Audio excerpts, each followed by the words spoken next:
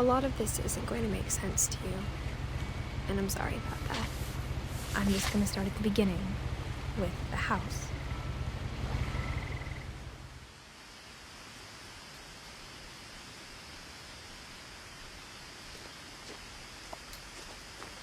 My brother Milton disappeared when I was 4. It was like the house just swallowed him up.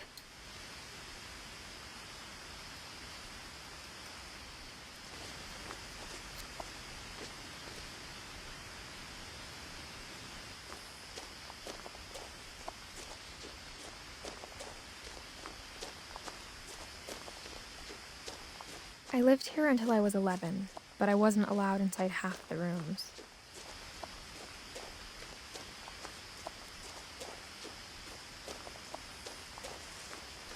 I hadn't been back since my brother Lewis's funeral.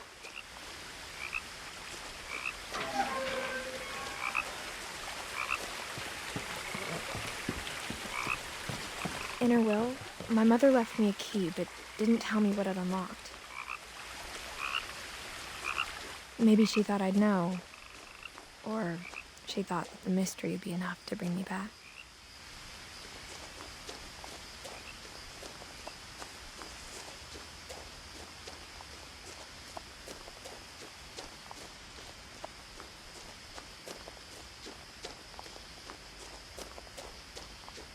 No one had driven this way in a long time, but I saw a few hoof prints.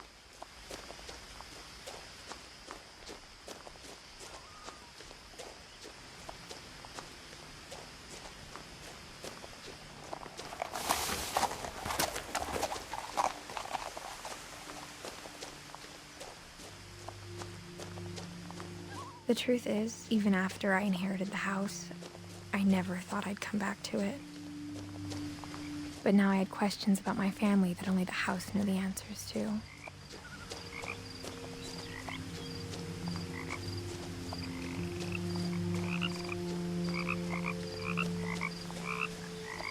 The house was exactly like I remembered it, the way I'd been dreaming about it.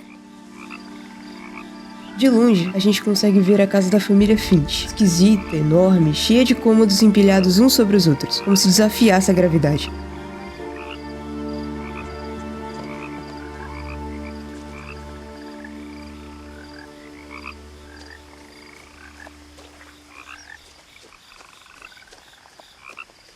As a child, the house made me uncomfortable in a way I couldn't put into words.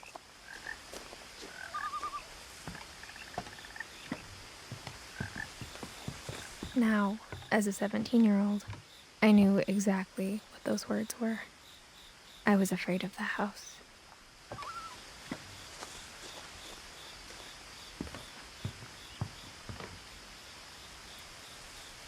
I hoped the key might unlock the front door. It didn't.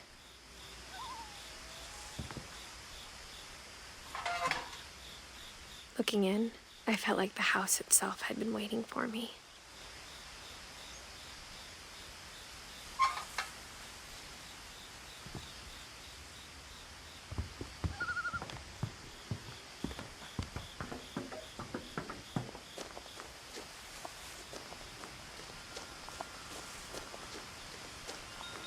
A Edith tenta abrir a porta da frente com uma chave que a mãe dela deixou pra ela, só que isso não funciona. Então ela dá a volta na casa e encontra uma portinha de cachorro. Crawling through the doggy door used to be a lot easier when I was 11.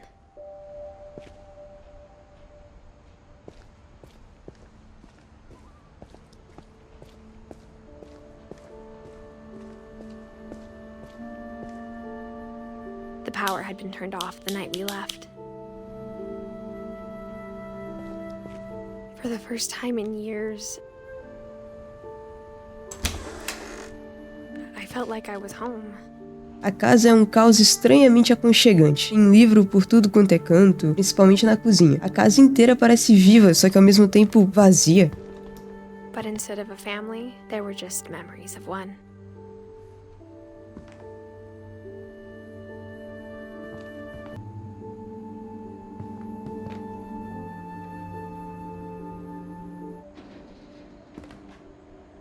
Or how only one restaurant would deliver to our house, so we had Chinese a lot.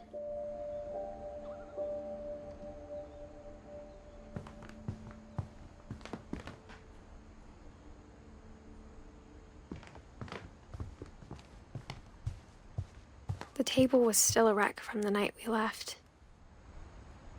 It was like a bomb had gone off, killing everyone but sparing the furniture.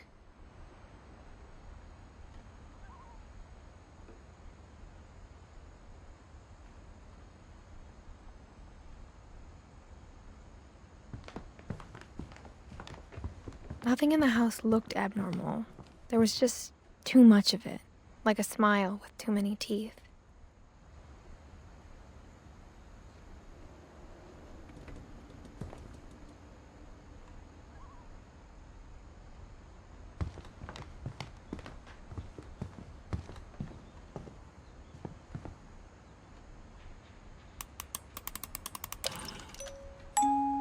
Great-Grandpa Sven built a music box for Barbara, along with the rest of the house.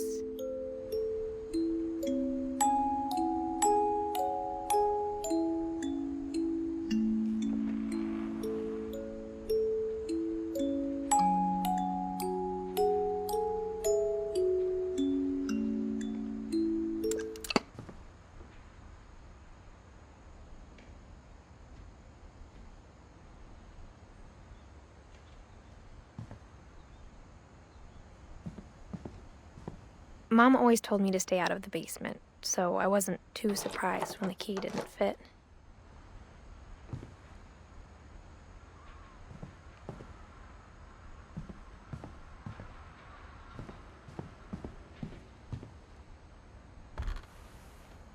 Edie told me once that every Finch who ever lived is buried somewhere in the library.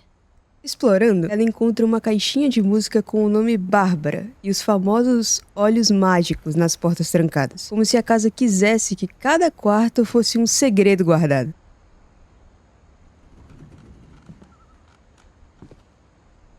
After Milton disappeared, Mom sealed up all the bedrooms. Then Edie retaliated and drilled peepholes.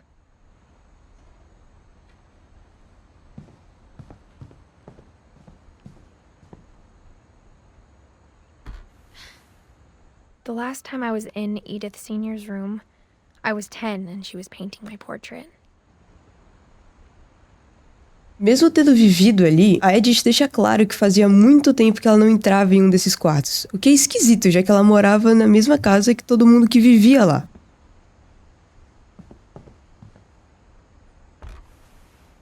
My Grandpa Sam spent 7 years sharing a room with his dead brother, Calvin.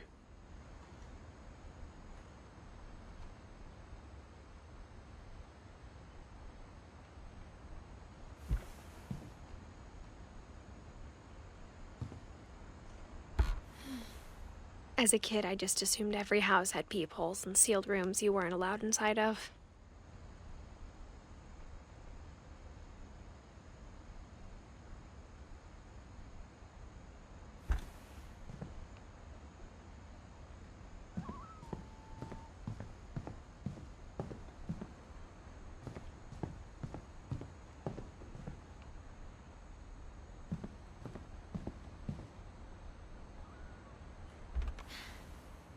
Molly always seemed like a girl I could imagine being friends with, if she hadn't died in 1947.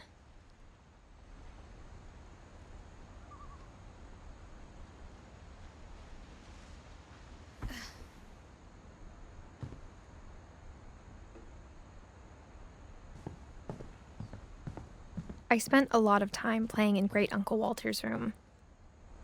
I think my mom sometimes regretted not sealing it up.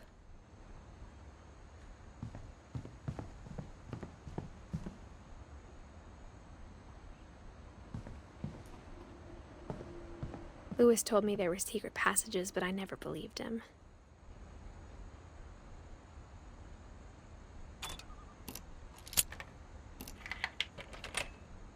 Ela entrou no quarto de seu tio-avô Walter e encontra um diário. Turns out, my mom was really good at keeping secrets. É aí que ela usa a chave que sua mãe tinha dado e descobre algo inesperado, uma passagem secreta. Now it was time to find out what my mom had been afraid of.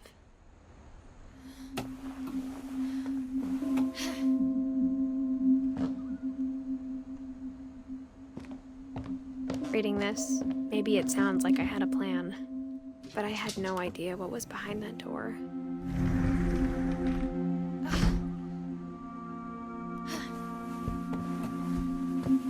Just like I had no idea where all this was gonna lead. E é assim que a gente chega no quarto da Molly. Um espaço rosa, cheio de pelúcias, claramente de uma garotinha. I grew up looking at Molly's room through the peephole. Molly's gerbil had a tiny bedroom with its own even tinier gerbil cage.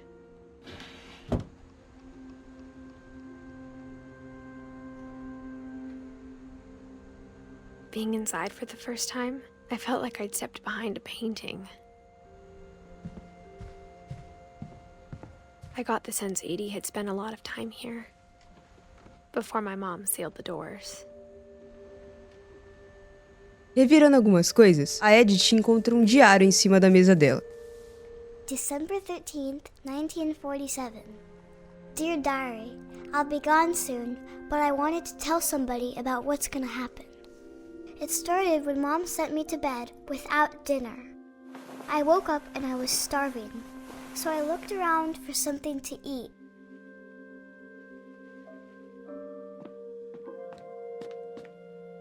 The gerbil food was dry, but I didn't mind it.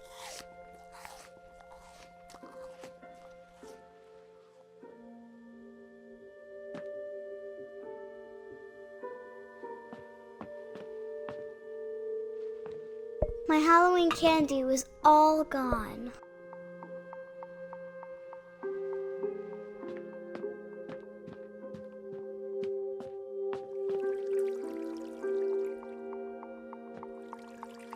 I thought about eating Christopher, but I held back.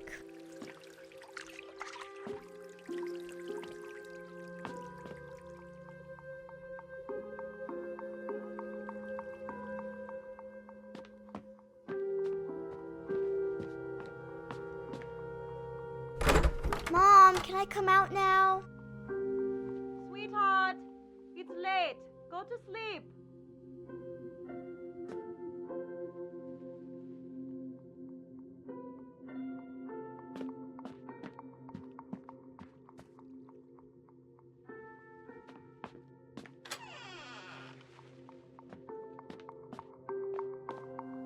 I kept eating and eating.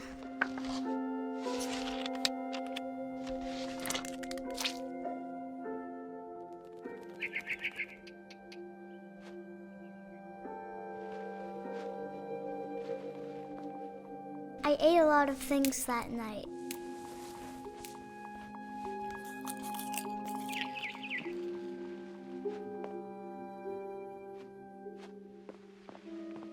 Then I heard chirping outside my window. It was a barn swallow going back to her nest. I reached out for her.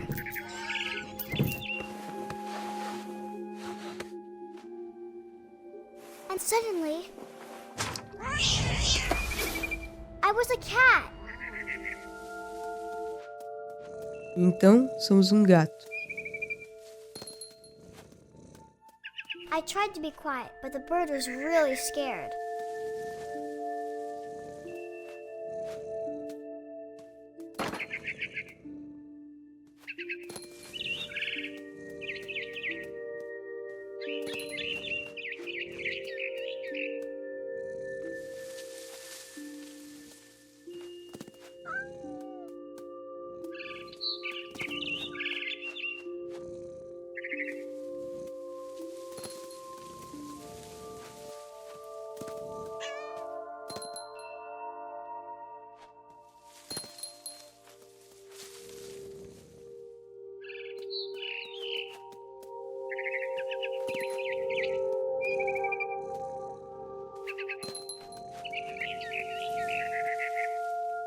I jumped and I almost got her.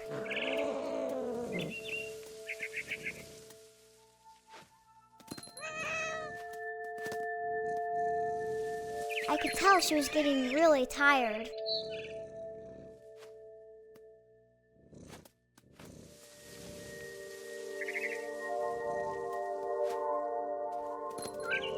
Now I was up in the big tree. I promised Dad I wouldn't climb it anymore. All I cared about was eating that mama bird.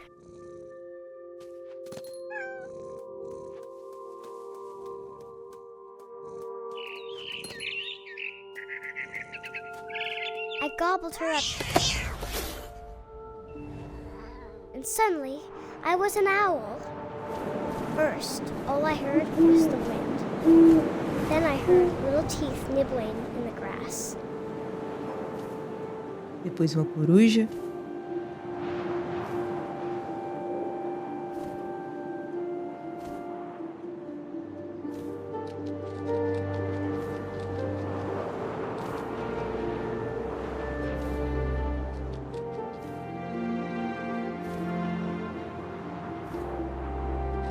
Rabbits.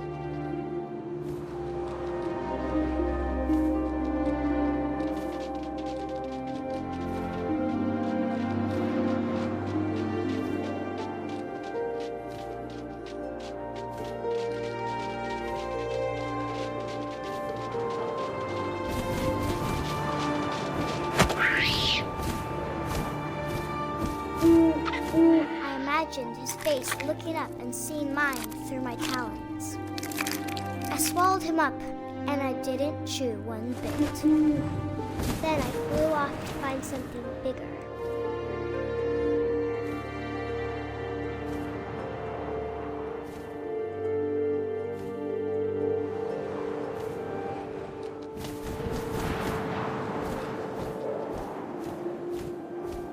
A mama rabbit.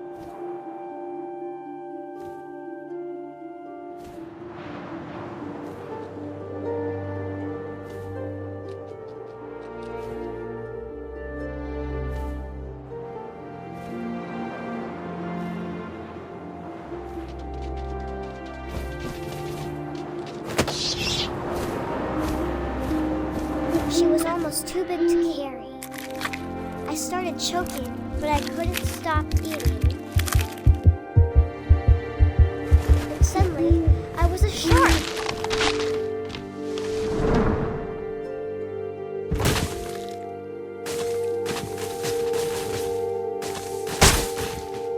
Depois um tubarão.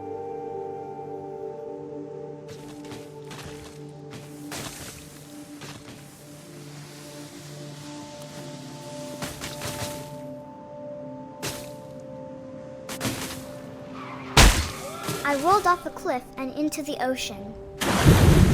Now, I was hungrier than ever.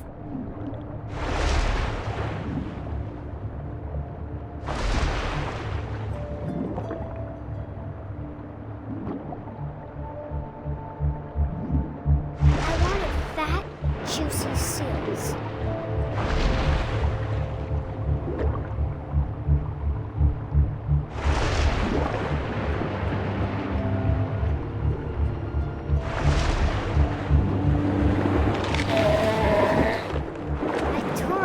Flipper, and it tasted really good.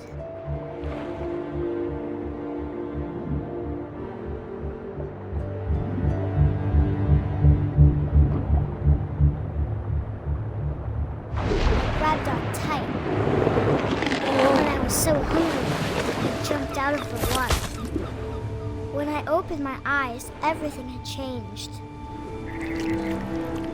Por fim, uma cobra rastejando por um barco.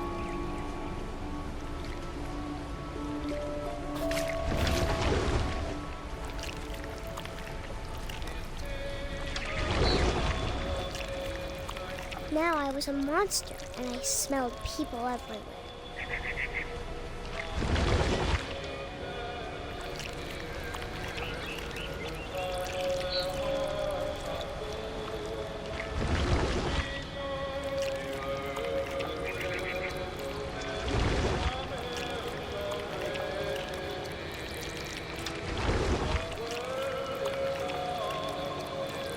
was big, but I moved real quiet.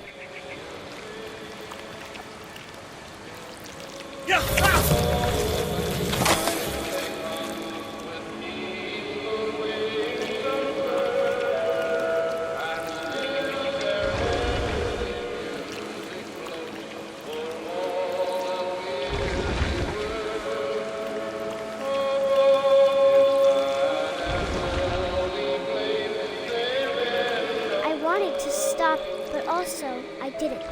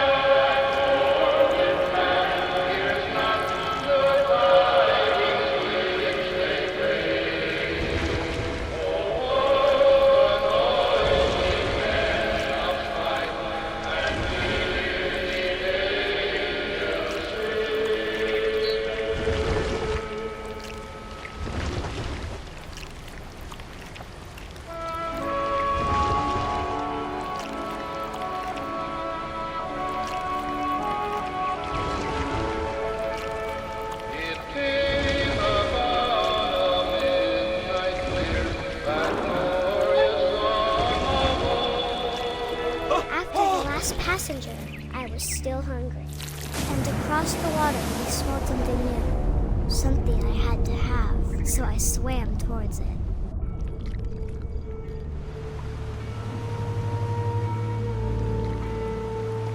I slithered onto the sand, and the good smell went into an old pipe.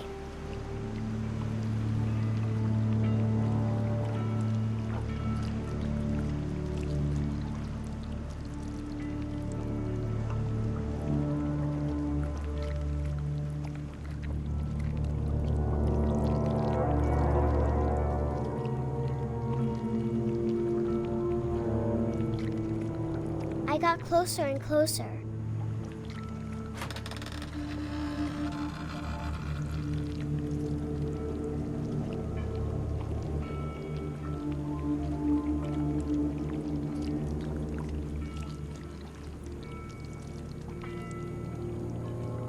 All my stomach started growling. And suddenly, I was me again.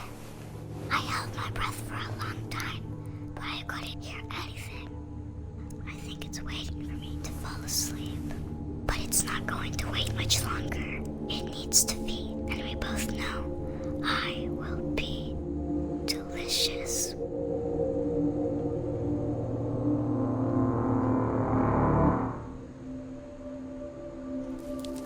Todas as histórias de todos os personagens são contadas através de escritos, como diários ou poemas, mas a gente vai abordando um de cada vez.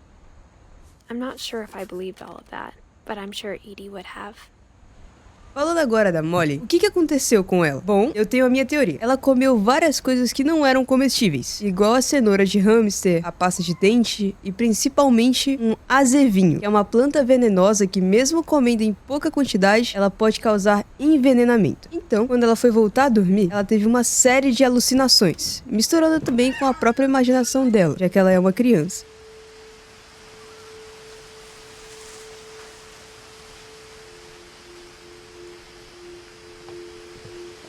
This will be obvious later, but my mom never told me any of these stories. Edie would have, but Mom didn't like bringing up the past. Though, when we adopted a stray kitten, she was the one who named it Molly.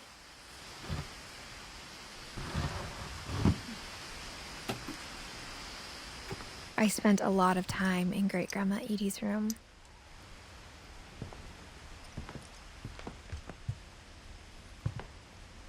Louis died a week before we left, but Edie had already started to memorialize him.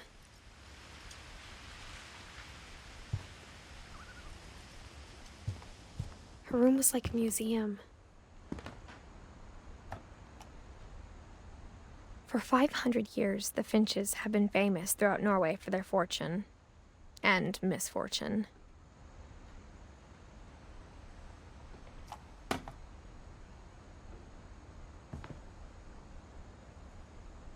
O quarto da bisavó da Edith é cheio de coisas também, principalmente sobre a construção da casa e do resto da família.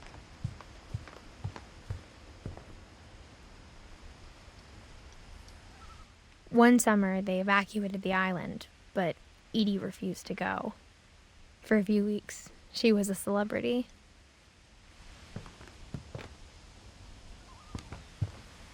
Edie gave a big interview about a mole man living under the Finch house. My mom was furious.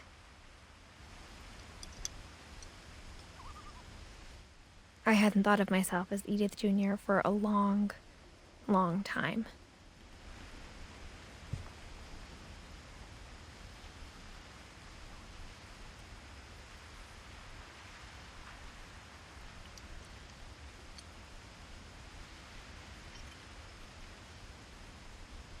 When Edie told people Sven was killed by a dragon, she could also have said he was building a dragon-shaped slide that collapsed.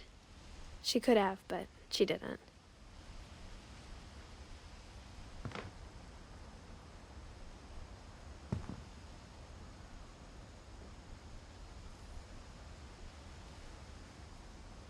Even in her 90s, sometimes Edie seemed a lot younger than my mother.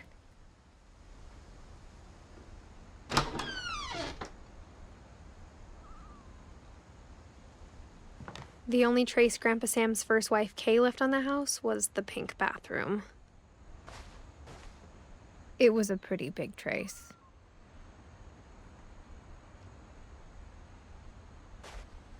No banheiro tem um livro super sutil, pra não se dizer o contrário.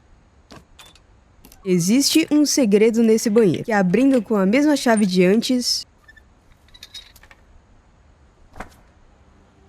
There's a secret in this bathroom. It's in the last place you would look. It isn't in the cupboard. It's hidden in this book.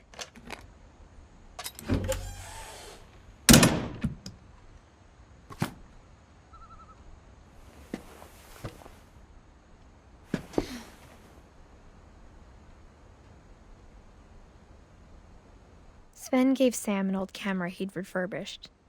He never put it down.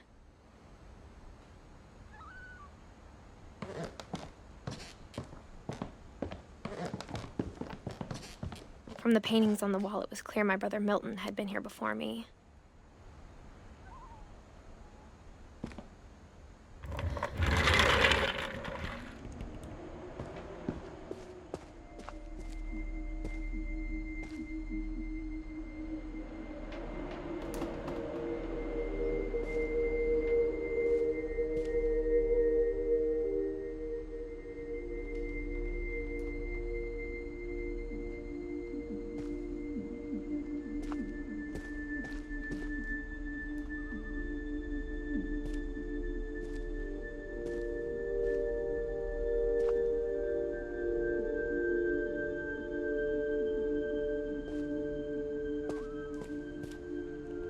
I knew Grandpa Sam had a twin, and that he never talked about him. I guess my grandpa didn't like history any more than my mom did.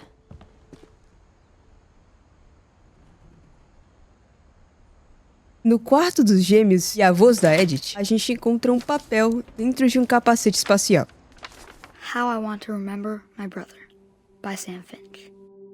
The thing I remember is that when he made up his mind, that was it.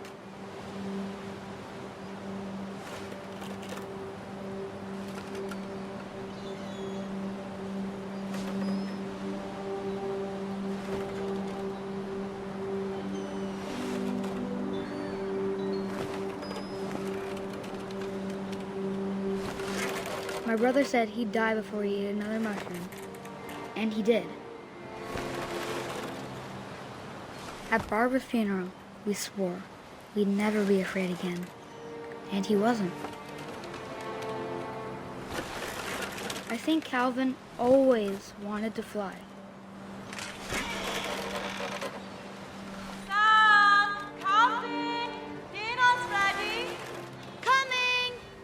But that day, he finally made up his mind to do it.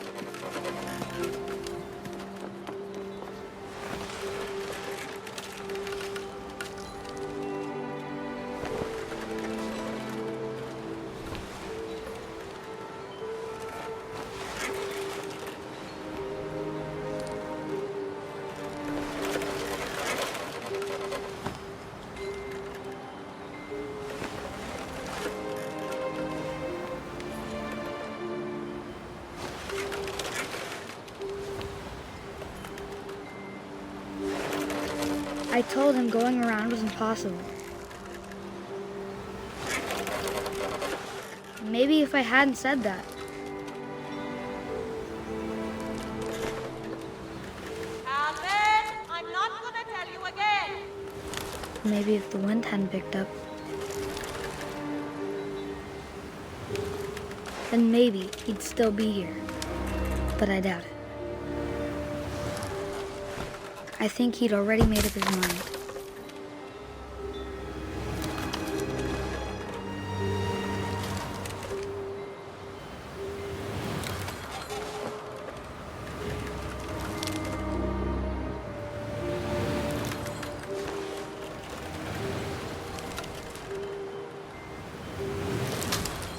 That's what I want to remember about my brother.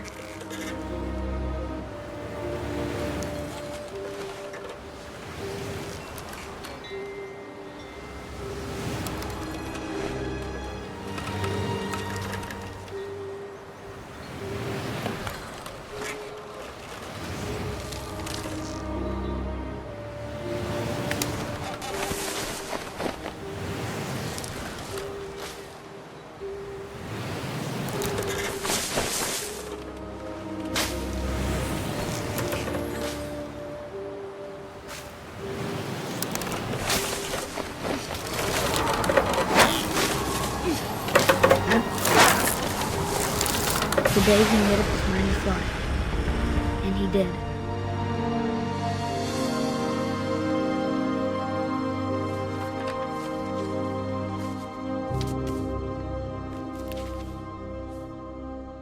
Calvin's story felt strangely familiar. When I was younger, I remember trying to do the exact same thing.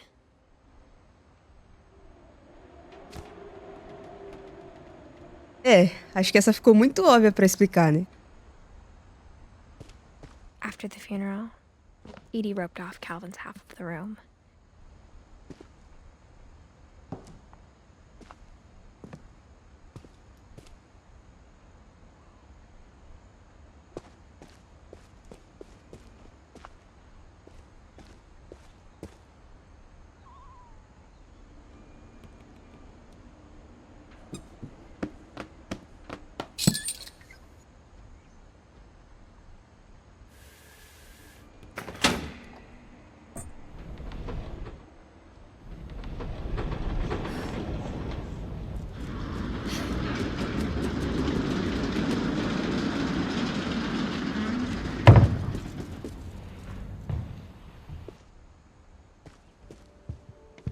The passages were a pretty tight fit.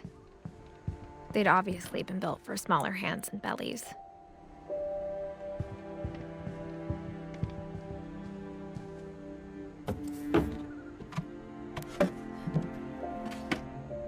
Growing up, I always thought of Barbara as a child star. Olhando pelo quarto da Bárbara, pela estante, dá pra se imaginar que ela ficou muito conhecida, já que ganhou 2 Emmys e um Oscar. Não é difícil perceber que ela era uma artista mirim de cinema, que fez o filme do Pé Grande. I never thought about how hard it must have been for her afterwards.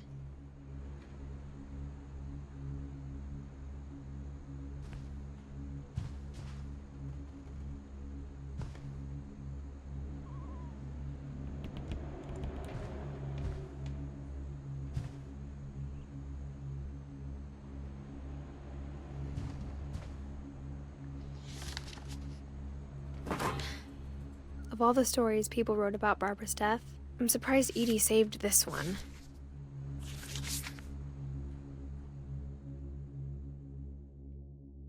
Old Jack here with another ghastly tale inspired by America's most unfortunate family. I'm calling it The Surprise Ending of Barbara Finch. As a child star, Barbara was famous for her scream. Now at 16, she was all washed up. A has-been. But in a lucky break, she'd been asked to perform her signature scream at a local convention for monster movie fans. It was just the boost her career needed. Unfortunately, her scream hadn't aged well. Getting better. I think you just need the right motivation. Her biggest fan and current boyfriend, Rick, was about to demonstrate when... Now that was a great scream. It was Barbara's father, Sven. He'd slipped into a table saw and had to be rushed to the emergency room. So Barbara got stuck babysitting her youngest brother, Walter. Her convention comeback was cancelled. Okay, I'm hearing frustration, but I'm not hearing terror. What if I tried... A gang of hoodlums in Halloween masks have been terrorizing Orcas Island tonight. Police are urging residents to... That came from the basement. You're right! Also, I loved your delivery on that. Why is your basement door locked? Because my dad likes making puzzles and secret passages. There's a key hidden in the music box. The secret is to keep winding and winding until finally the key pops out. Thanks, babe. I'll be back in a sec. 20 minutes later, Rick hadn't returned. So Barbara went to look for him, right on cue. She reached for the music box.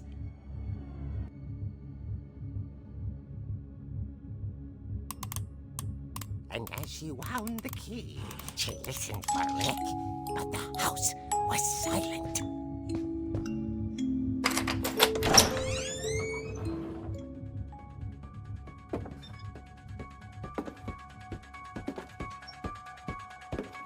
She found Rick's crutch and imagined the worst.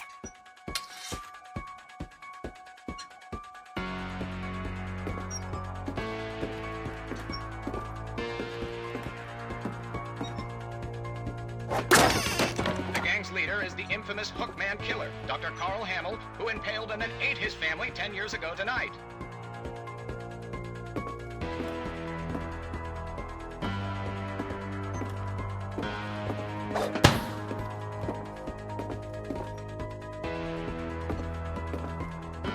The old fridge rattled and grew still.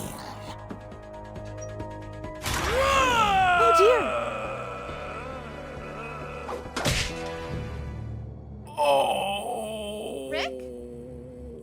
Barb, relax. I was just trying to scare you to help you find your scream. Well, I'm not scared, Rick. I'm furious. Then act furious. All I'm getting from you now is that you're hurt and confused and She threw him out, but she kept a little something to remember him by. Barb, have you seen my other crutch? And she was still holding it when she fell asleep watching the Late Picture Show. Hours later... Barbara! Walter, what's going on up there? Ah! Okay, I'm coming up, but if this is a trick, you're dead, Walter.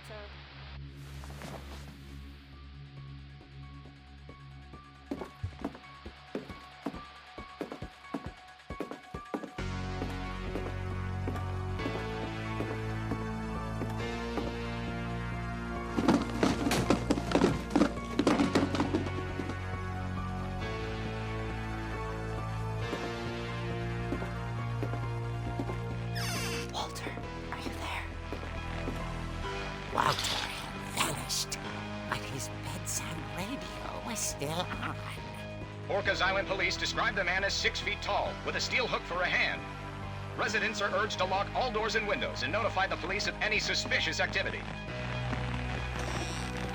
Barbara turned, saw the hook man, and was speechless. He was quite smashing. And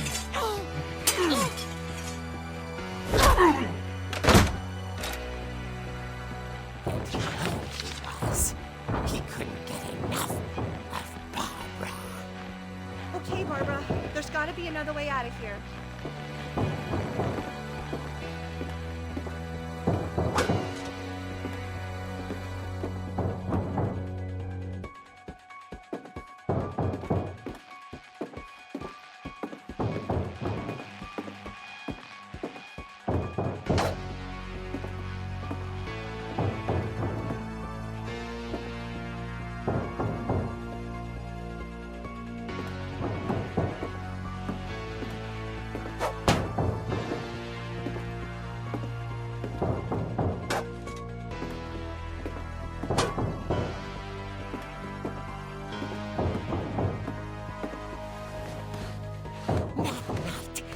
She played her part beautifully.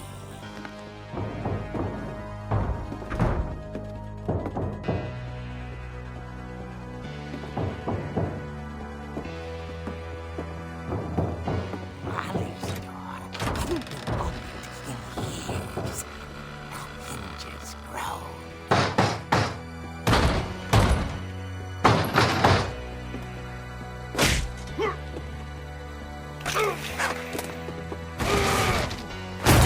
He wasn't moving, but she sensed the story might not be over yet.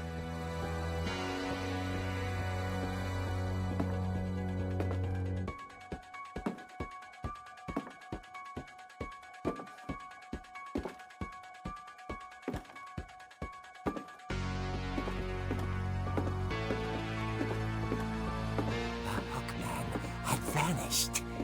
She listened for his breathing, but all she heard was...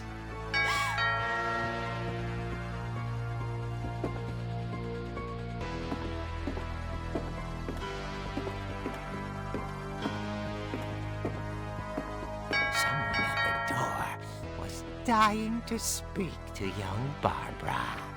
At the door, she heard whispering. Was coming from inside the house.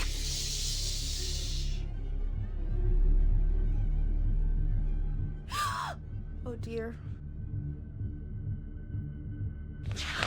Surprise! Bravo, Barbara! You were wonderful. The monsters had come to surprise her. For Barbara, it was a dream come true. Then she saw what kind of monsters they were, and she realized what was about to happen. She was going to be famous. And with her final breath, Barbara Finch gave the performance of her life.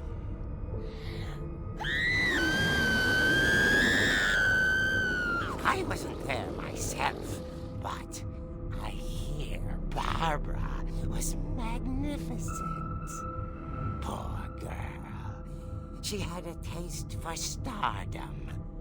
But unfortunately, so did her fans. Of course, the police blamed it all on poor Rick, who disappeared the same night.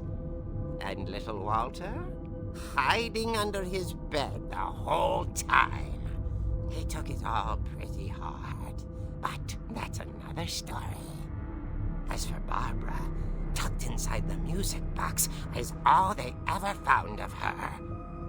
Her ear. Now that's what I call a real eerie tale.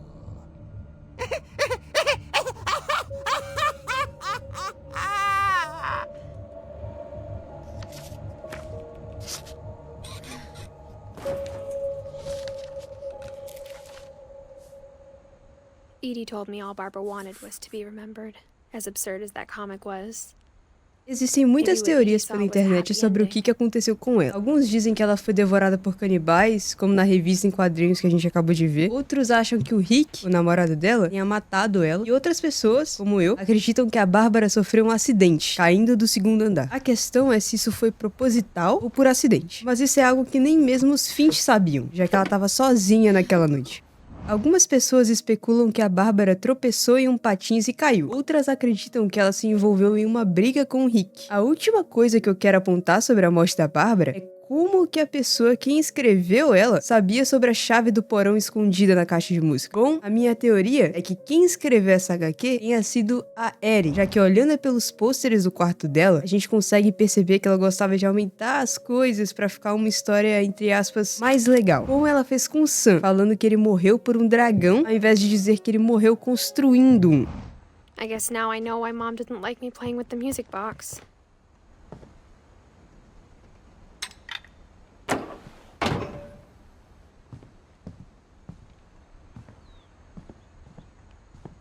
Whenever people ask me about my family, the first thing they always want to know about is Barbara.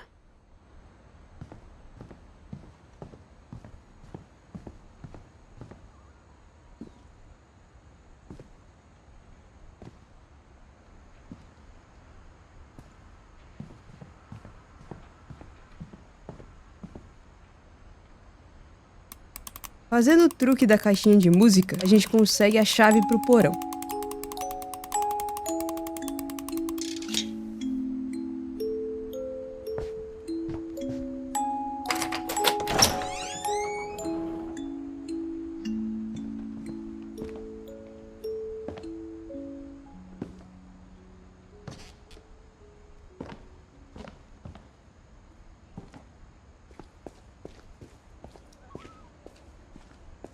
Mom said the basement was off limits, unless I wanted another tetanus shot.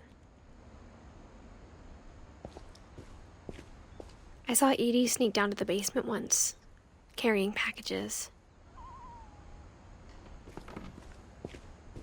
I thought maybe she was hiding presents.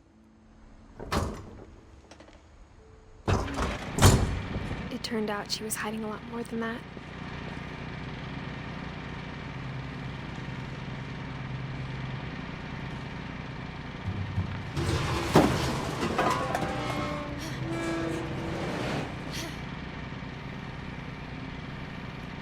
I remember asking Mom once about where Walter had gone. She said after Barbara died, he got as far away as he could. If there's a pattern in all these stories, I think it's that none of us has gotten very far.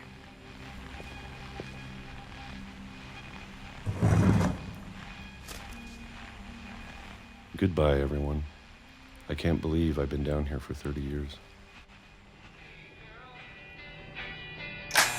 On that first day, after the shaking started, I didn't think I'd survive a week.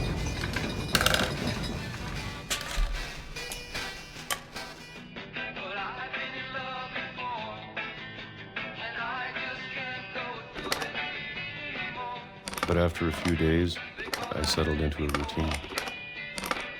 That's what kept me sane. Having a schedule, living for today. I always expected to be dead tomorrow. But if you wait long enough, you get used to anything.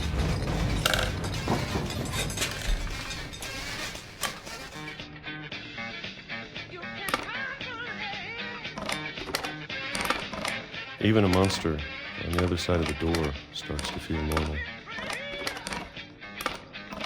Almost friendly.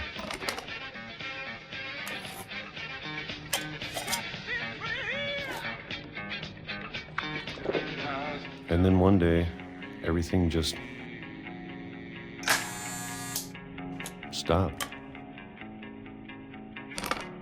Whatever that thing was, it was gone. Maybe it got tired of waiting. Or maybe I just got tired of being afraid.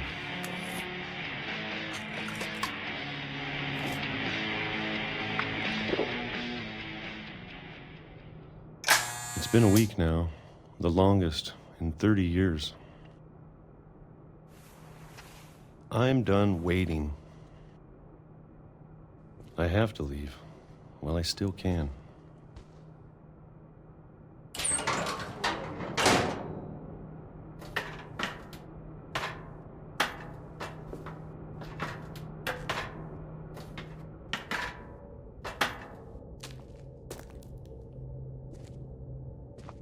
I know it's out there somewhere. Whatever killed Barbara and Molly and Calvin. Maybe this is all a mistake. But I need to stop living the same day, even if it kills me.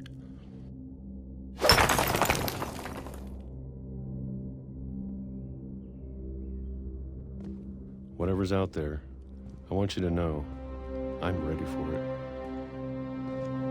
I'm going to appreciate all of it, especially the food. I don't mind if I only have a year left, or a month, or a single week. I'd be happy with one new day. I can already imagine the sun on my face.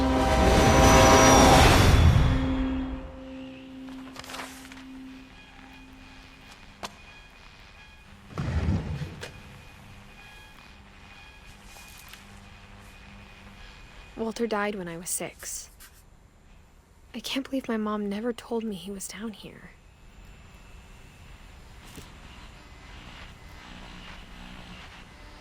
I'm sure my mom was trying to protect me.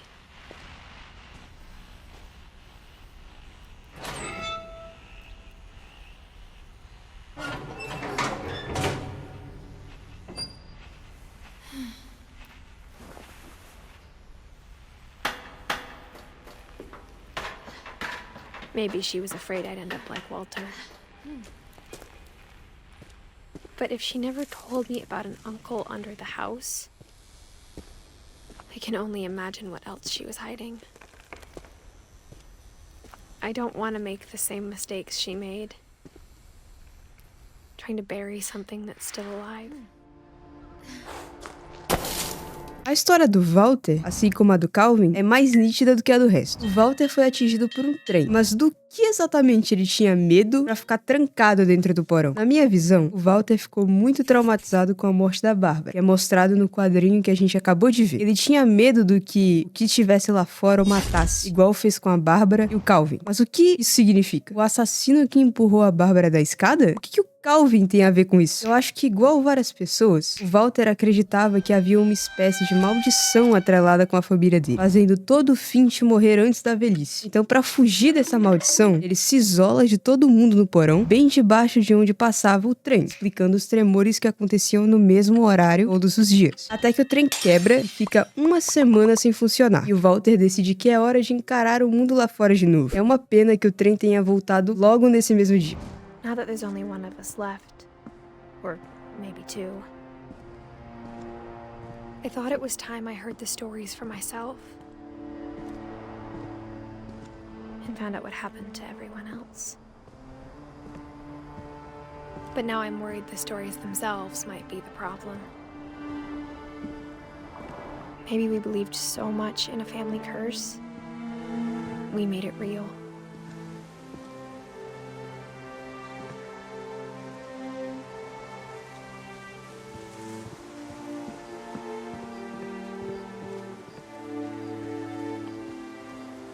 I don't know if I should even be writing this.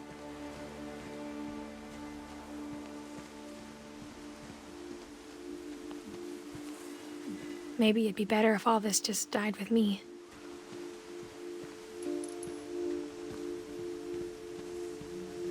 But I thought you should know about your family.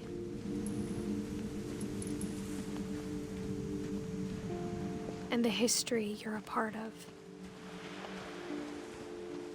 Though to be honest, I feel as lost as you probably do right now.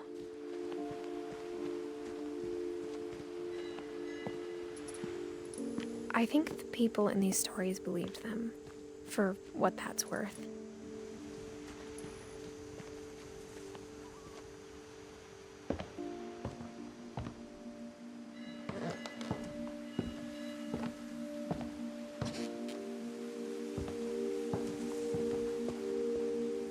And when you look at the house, that history of imagination and stubbornness and madness, any of it seems possible.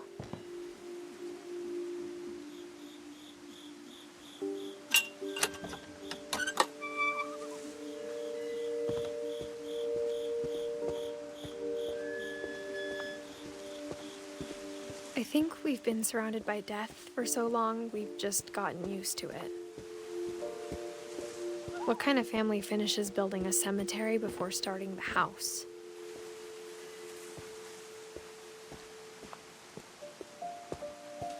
It's embarrassing for me to admit this, but the pet cemetery made me more uncomfortable than the human one. 3 of the gerbils were mine, and 2 had been my fault.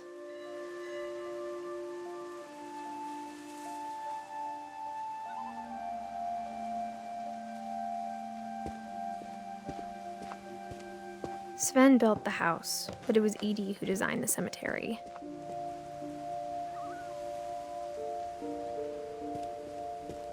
I'm sure Odin's monument had been Edie's idea. My mom was always trying to move on, but for Edie, the past never went away. She could see it poking out of the water at low tide.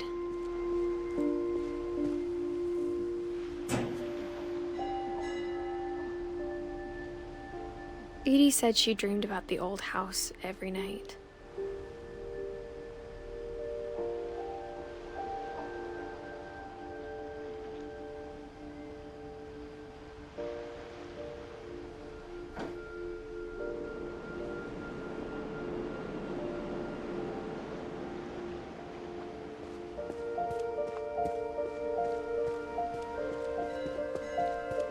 Edie's side was always easier for me to understand.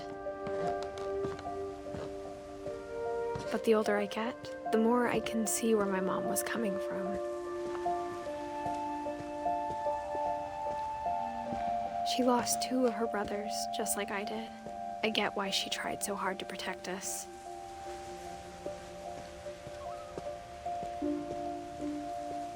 There's so many things I wish I could ask my mom now.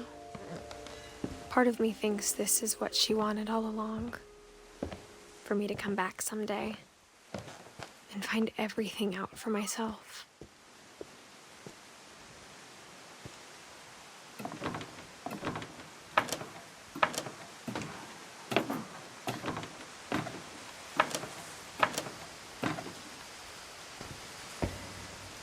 But looking back on it now, if she told me there was going to be so much climbing, I never would have come when I was 22 weeks pregnant.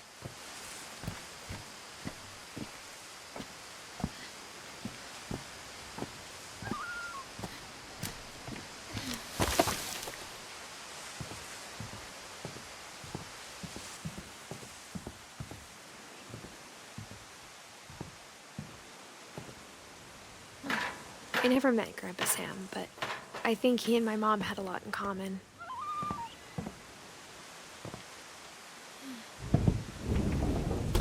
They were both pretty intense.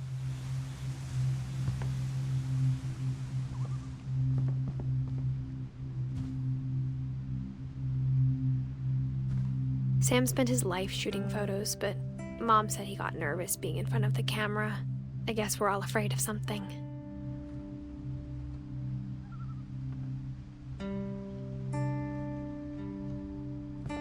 Instead of hiding from death, Sam seemed to go out of his way to meet it.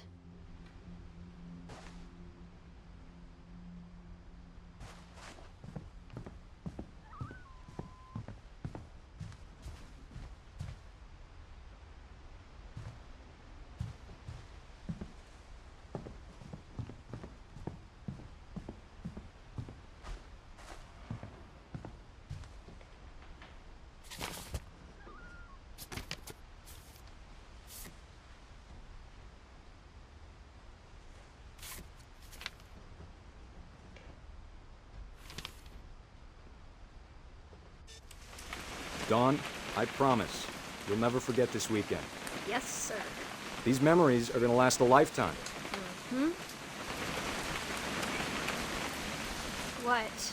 Am I gonna have to shoot anything? It's a hunting trip, Dawn. Shooting is strongly encouraged.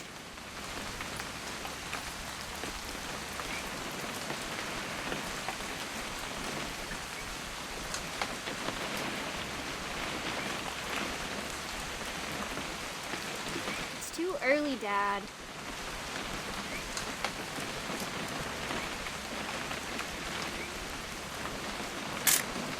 Perfect. It's gonna rain the whole weekend, isn't it?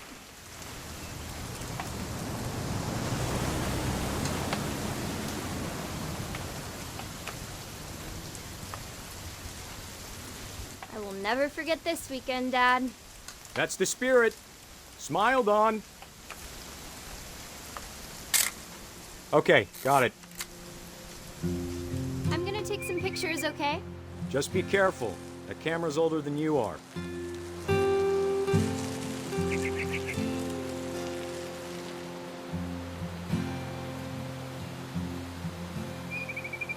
You're right, Dad. It's starting to clear up. Still freezing, though. Aw.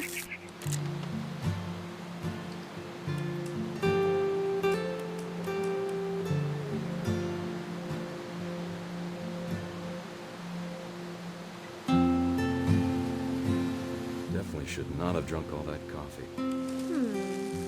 Hold still while I take a picture of you. I definitely won't. Hey! That's a keeper. Nothing quite like being outside. I'm just saying, I'm not always gonna be here, Dawn. You'll need to remember this stuff, if you want to survive.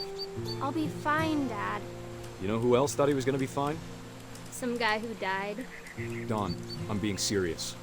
I know, Dad. You're always serious. Doesn't being out here make you want to chill out? Well, to tell you the truth, I haven't been out here in 20 years.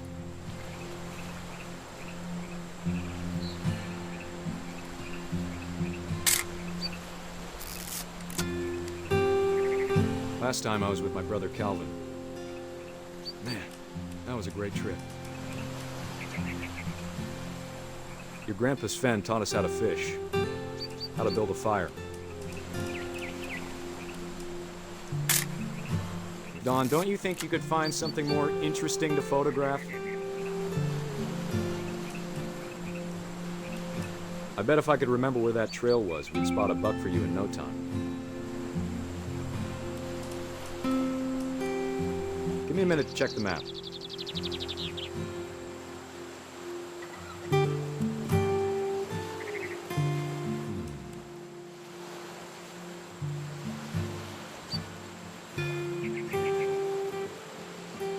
Let's see.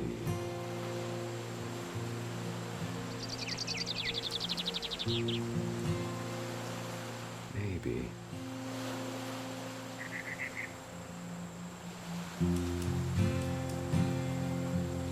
Or was it?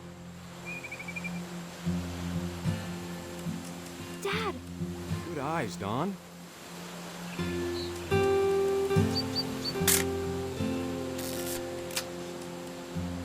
Before you take the shot, let me get a picture of you.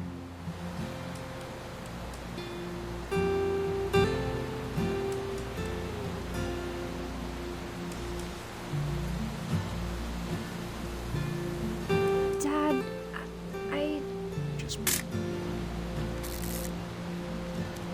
let me get behind you. do I have to do this? Dawn, you don't have to do anything. But if you want to survive, you'll need to be strong.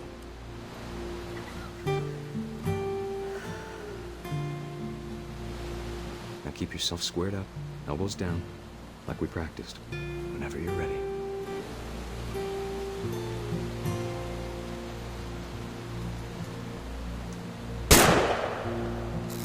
Great shot, Dawn!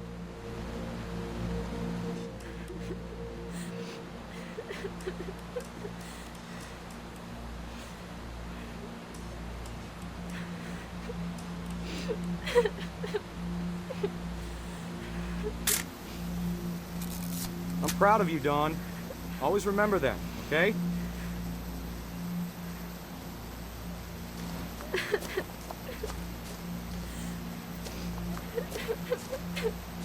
Sorry, Don, just gotta reset the timer.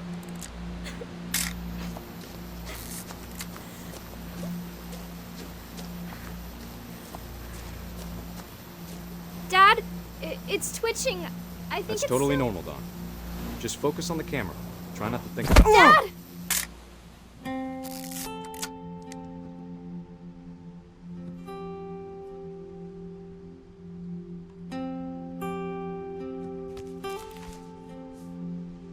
Of all these stories, that's the one I wish most that my mom had told me. Essa é minha favorita, aliás.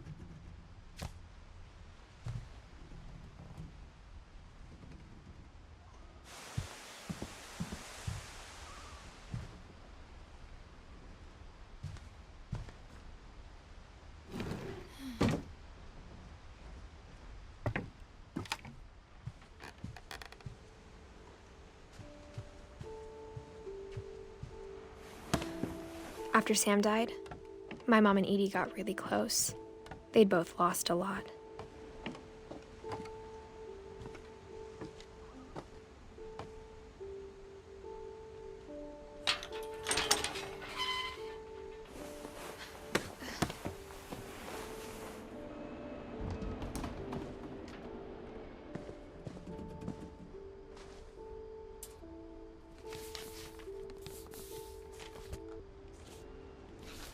Dear Kay, do you remember the way Gregory used to laugh when he thought he was alone? Like something funny was happening, but only he could see it.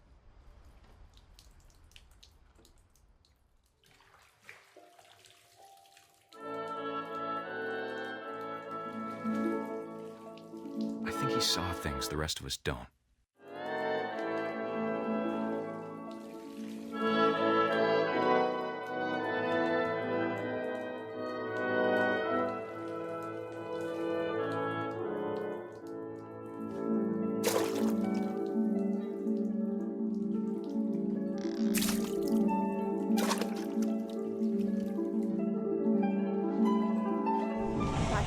Gregory, it's time to... Hold on, sweetie. Hello? Sam, I told you I don't want to talk right now. I wonder what he saw. What his world was like.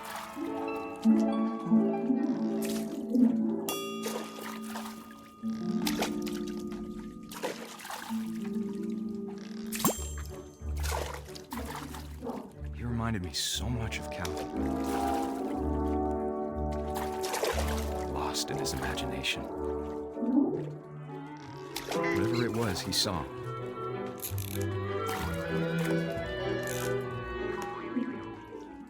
It sure made him happy.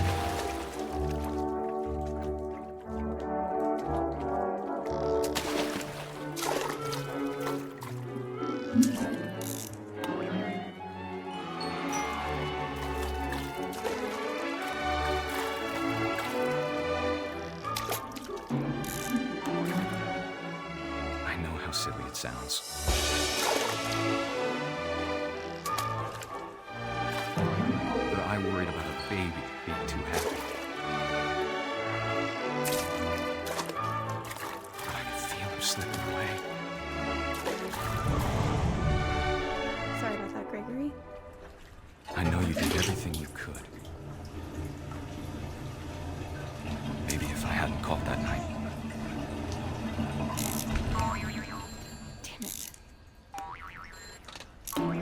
I don't want Gregory to hear this.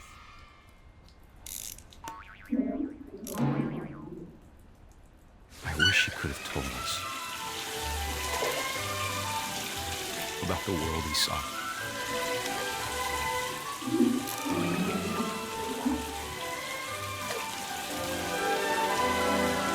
There's so much I don't understand about Gregory, about everything.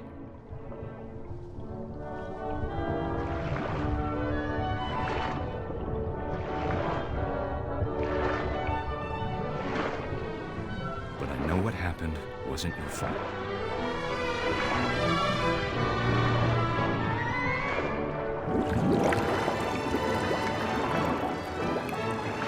I'm sure he's happy.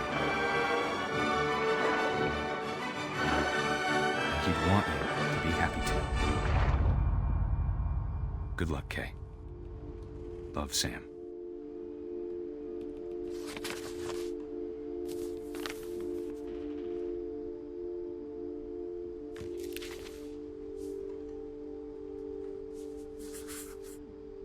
Eu também não duvidaria se a Ellie tivesse escrito sobre o Gregory também. I can't imagine my mom ever writing poetry, and yet...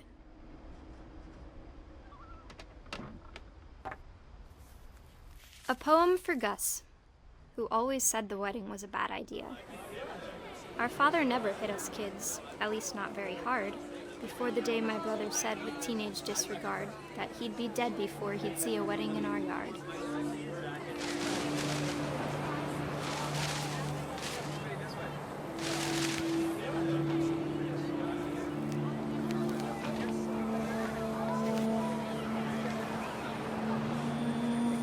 My father made him come, of course, but Gus stood far apart, just flew his kite and bottled up the storm inside his heart.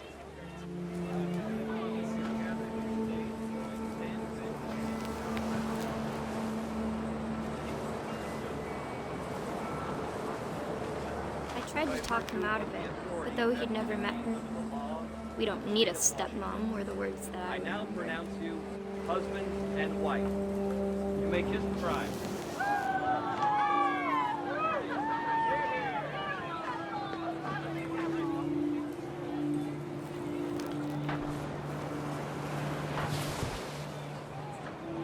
When the time for photos came, Dad ordered him to come here. But Gus declined, and as a sign held up his middle finger.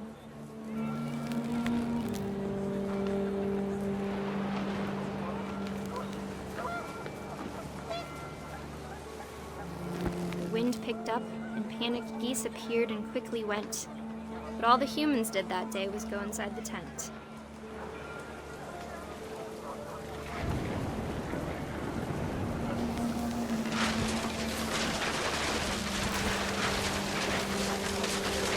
Rain came down in buckets then, but no one seemed afraid that nature might destroy the tent our dad had crudely made.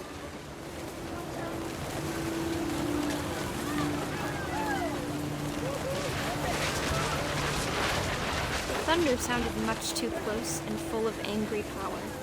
But all my father said to this was, "Make the music louder."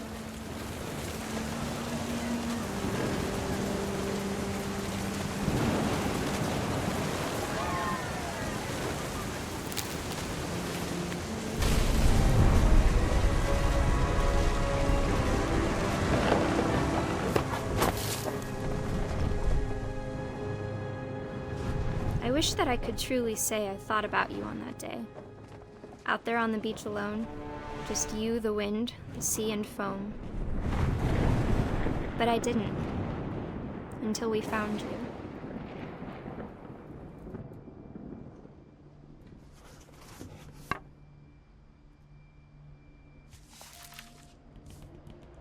She never talked about him, but Mom told me once if I was a boy, they were going to name me Gus.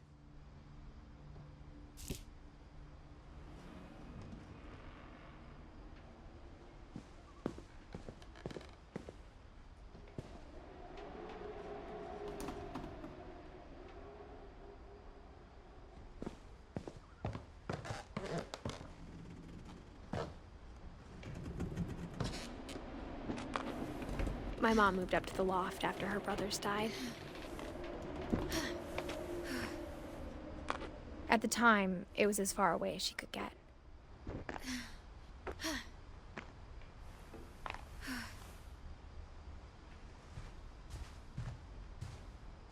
She spent a summer building houses in Calcutta, where she met my dad, Sanjay.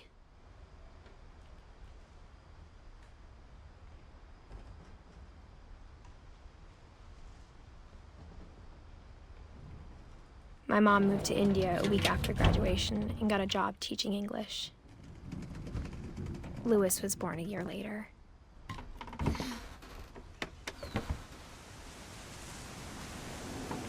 When my dad died, I don't think Mom knew where else to go.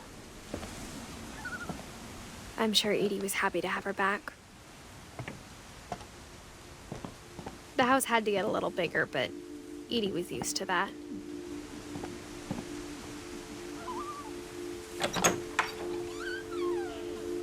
And for a while, things were good. Almost normal.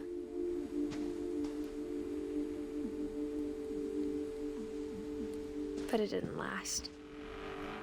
The beginning of the end was Milton's 10th birthday, when Edie gave him a castle.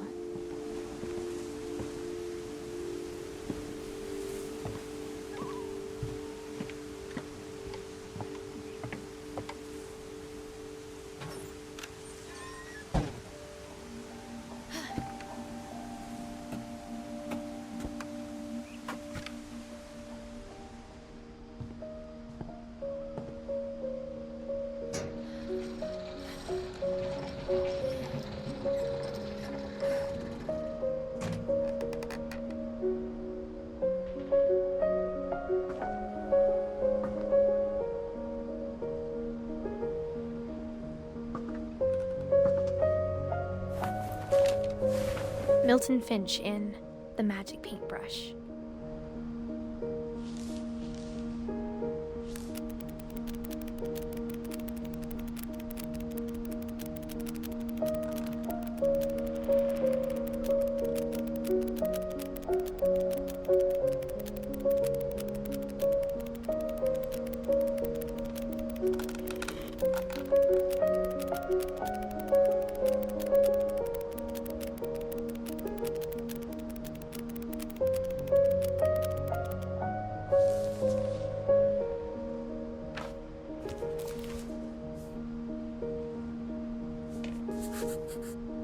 I was 4 when Milton disappeared.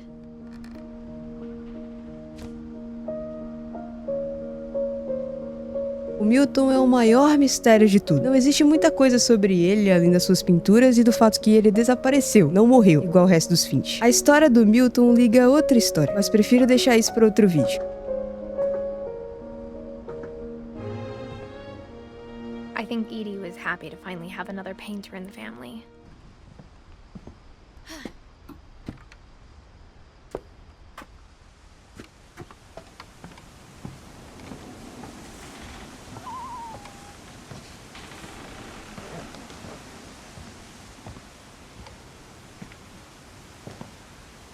Mom definitely blamed Edie, but I think Louis blamed himself. After he graduated, he just spent more and more time in his room, until Mom got him a job at the cannery.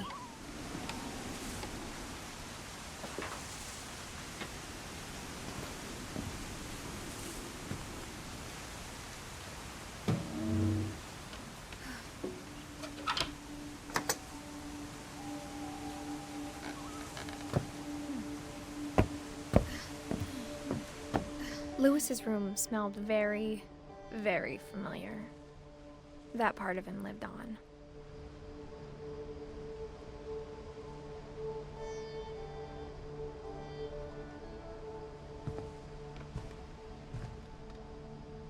Louis and I spent a lot of time playing games together, but he was surprisingly bad at them. He died a lot.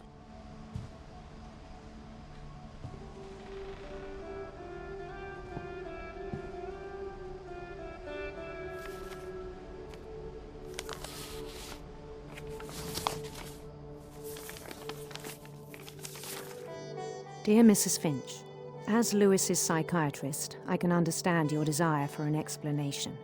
As I see it, the trouble began in January, shortly after we convinced your son to seek treatment for substance abuse. Newly sober, I believe Louis first noticed the monotony of his daily life.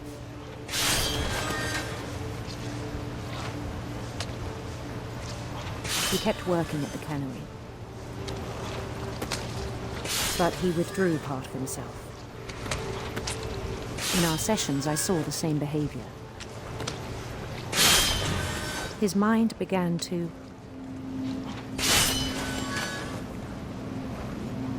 wander.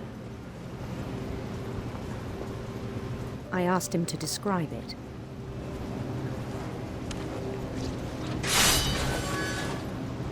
He said he started small, imagining a labyrinth.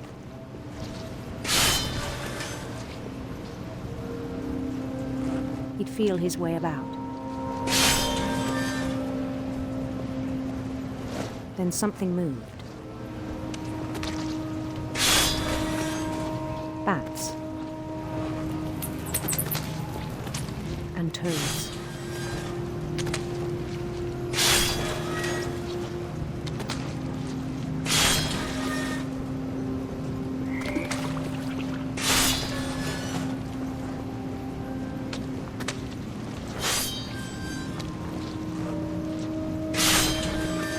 Things that have not names. He knew it was all in his head.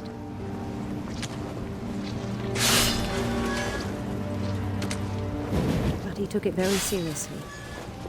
I had hoped he'd find himself.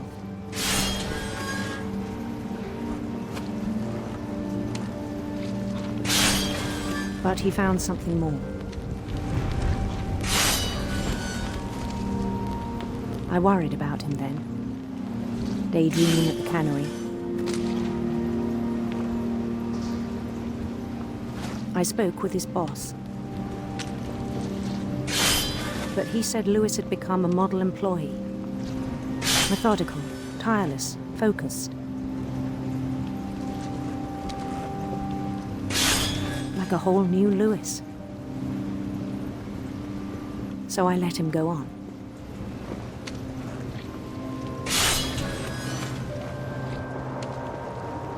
I even encouraged him. It seemed very promising at first. He told me he'd made a new friend.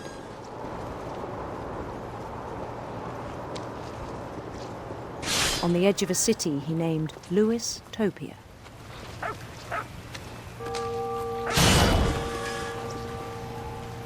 He built the city up slowly, brick by brick. Then he made musicians.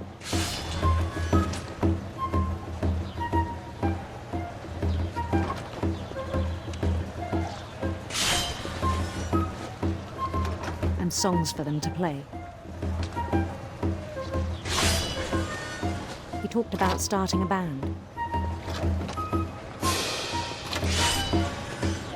And he was always humming something. Every day his imagination grew stronger. He no longer spoke at the cannery.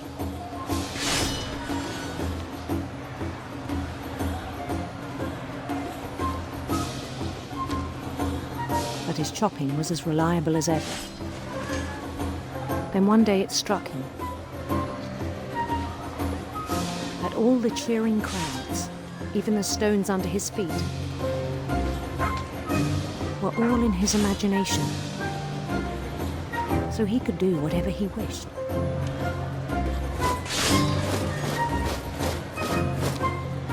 He held an election for mayor,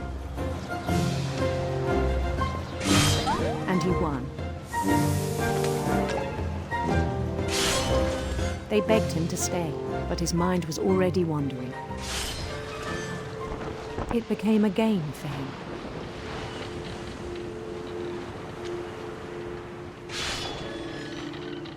He'd conquer a city, then immediately push on.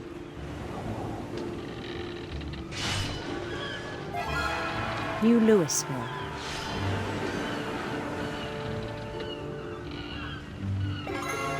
St. Louis.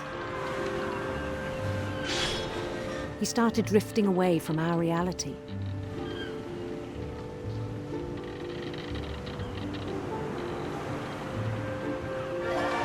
Minneapolis. Until one day he forgot to go home from the cannery. Even as his mother pleaded with him, part of Lewis kept sailing on.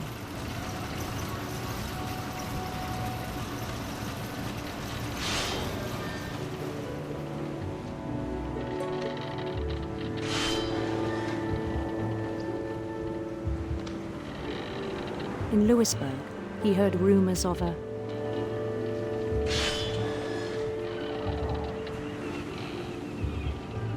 beautiful prince.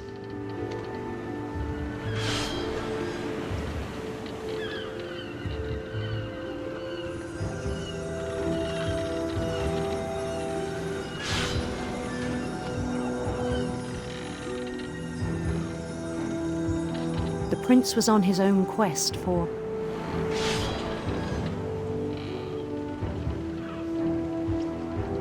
radiant rainbows.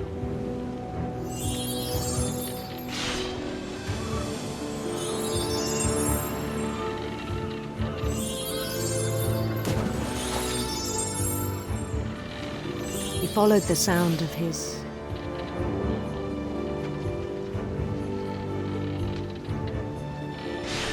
electric sitar.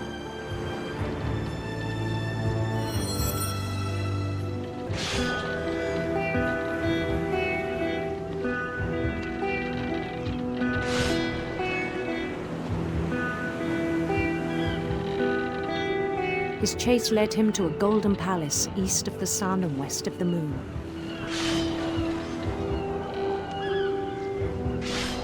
Even then, his logic remained sound.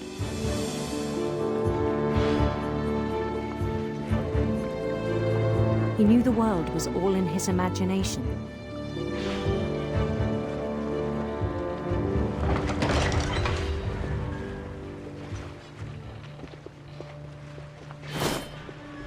But he was so proud of having created it. In his own eyes, he'd become something greater than a king.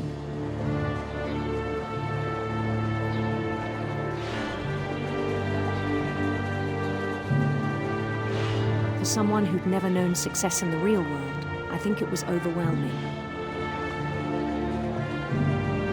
And then it struck him that the real Lewis was not the one chopping salmon, but the one climbing the steps of a golden palace.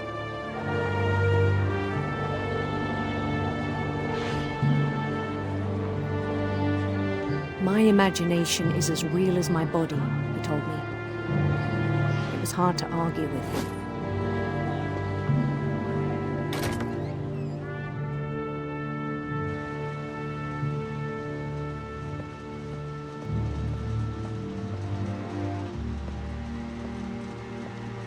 He began to forget the world we know.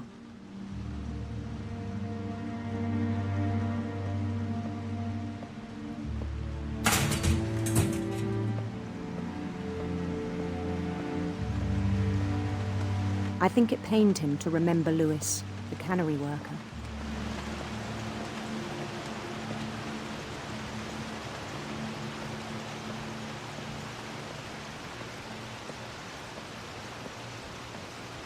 He began to despise the man with a royal contempt.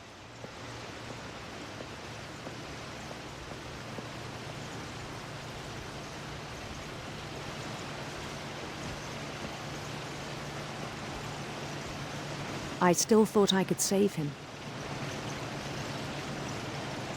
Even after he said he was being crowned king over all the lands of wonder.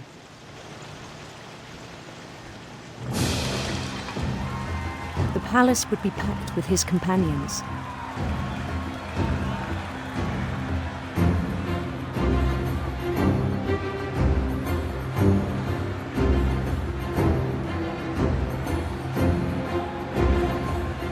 Including the wise Calico who'd insisted on advising him.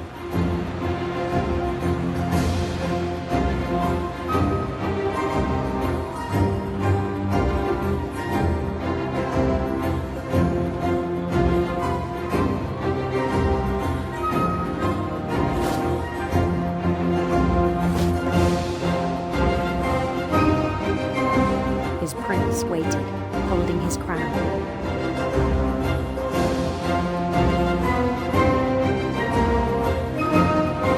There was only one thing left to do.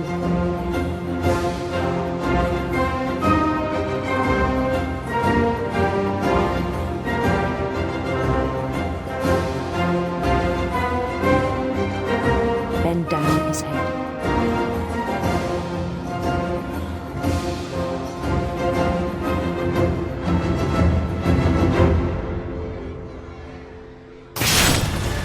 rest I think you know.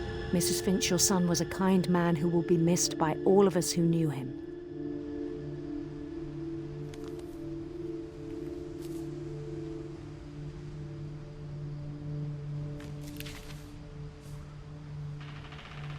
My brother was really cool. I wish you could have met him.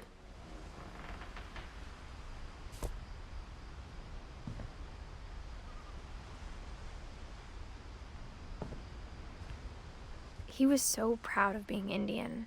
I think for him, it was a way to be something other than just a Finch.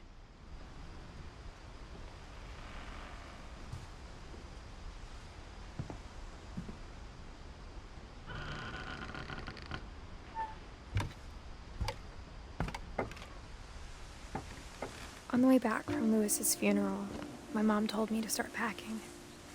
She waited until the day before we left to tell Edie. I'm not sure if she wanted to make it easier or harder.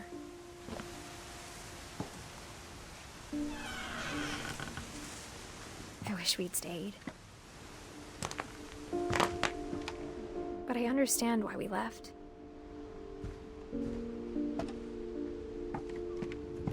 What happened that night had been coming for a long time. Maybe it should have come sooner.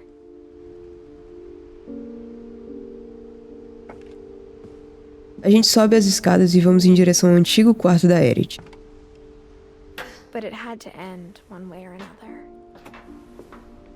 All that's left now is to tell you about that last night.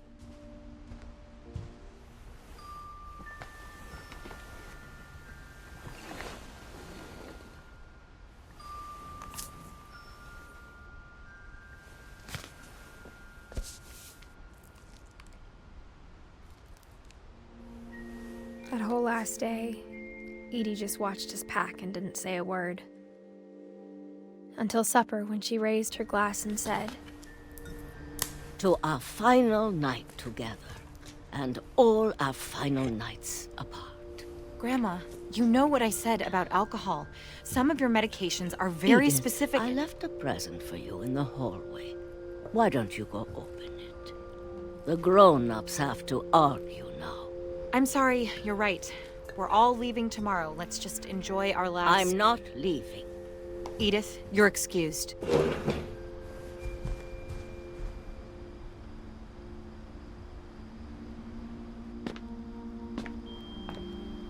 The power had been shut off that morning, but Edie always had plenty of candles. When my mom sealed the library, I don't think she knew about the other entrance. Or that Edie had a key to it.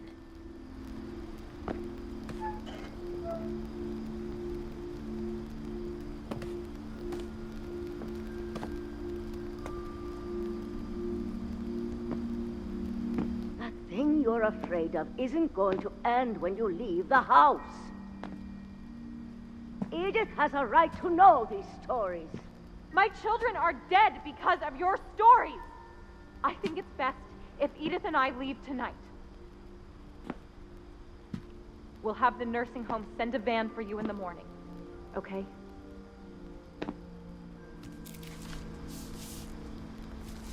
Dear Edith, there's so many stories I wish I could tell you, but there's only time for one. This is about what happened on the night you were born.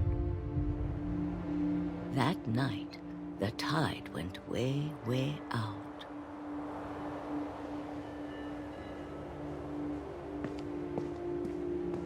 It was the first and last time I ever saw the old house aground.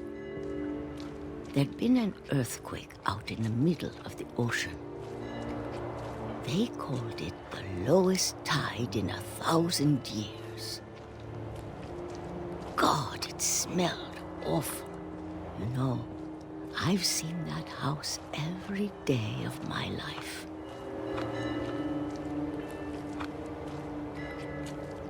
But I never thought I'd go back to it. When the fog rolled in, I lost my way.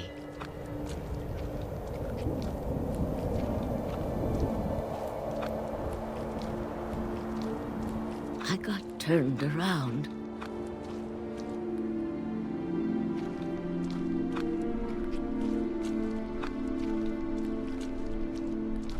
I started seeing things.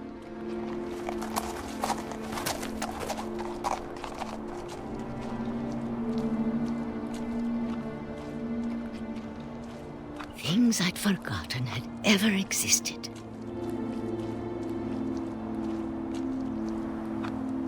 But when I saw them, they felt like old friends.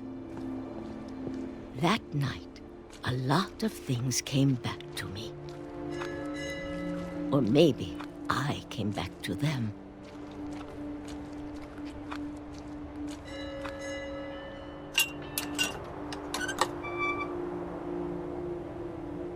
Things I can't explain, but that I need you to try and... Edith, what are you doing in here? It's mine. Edith! Mom, you're gonna rip it! Let go! I kicked and screamed, but Mom dragged me to the car. I never saw Great-Grandma Edie again.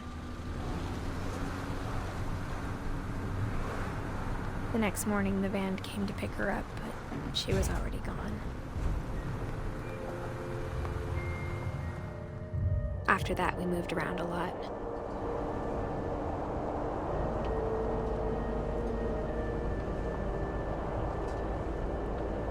We both tried to make the best of it.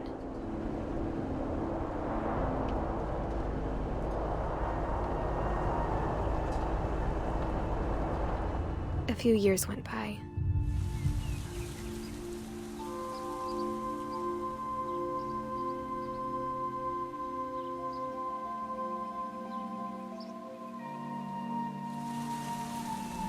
My mom didn't like to talk about it, but she started getting sick a lot. The rest happened pretty quickly.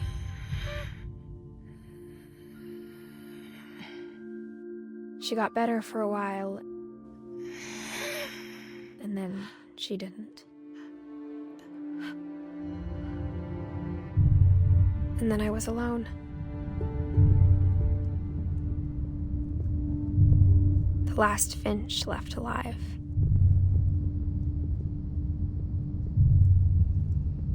Until I found out about you.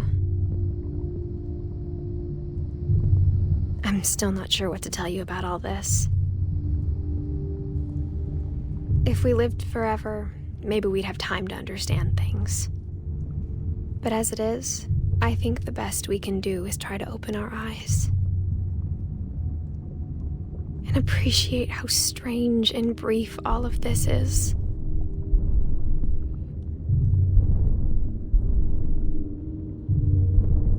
This journal was supposed to be for you.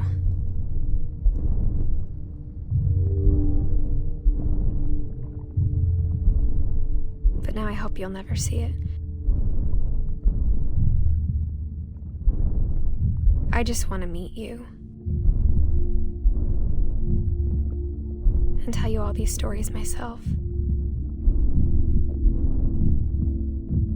But I guess if you're reading this now, things didn't work out that way.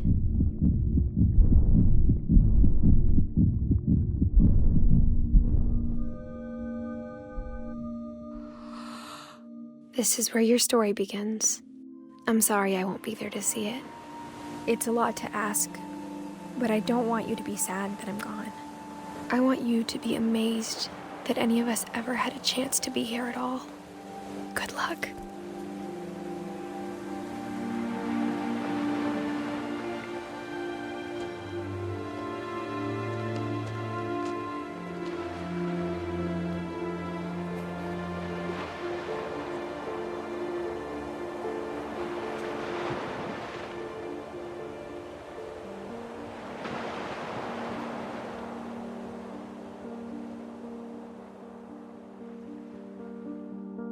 E esse foi o All Remains of Edith Finch. Eu espero que esse jogo seja importante pra você a ponto do que ele é pra mim. Eu acho que uma parcela de nós que crescemos em uma família que não nos contavam muito as coisas, conseguiram sentir essa história de um jeito diferente. Eu acredito que todos nós crescemos como Edith, então nos desassociar a essa realidade que, querendo ou não, aconteceu. Mas agora me diz você acha que tudo foi fruto de uma maldição que perseguia a família Finch? Ou só é má sorte? Explica nos comentários que eu vou adorar ler todos. Obrigada por terem ficado comigo até aqui. Com certeza a Edith seria uma ótima mãe. Até a próxima. Tchau, tchau.